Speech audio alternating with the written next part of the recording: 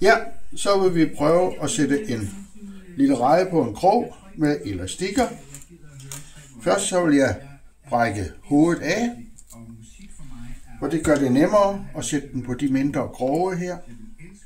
Tag fat her, ind midt i kroppen, og kør rejen på. Stille og roligt, uden at få krogen i fingrene. Helt op med den der, sådan. Så tager man en elastik, sætter den på fingrene, og kører den ind over, op over bøjlen, og slipper den. Sådan der, og snor den en halv omgang, op på rejen igen, og en halv gang til. Så er der lige en snøre, der driller.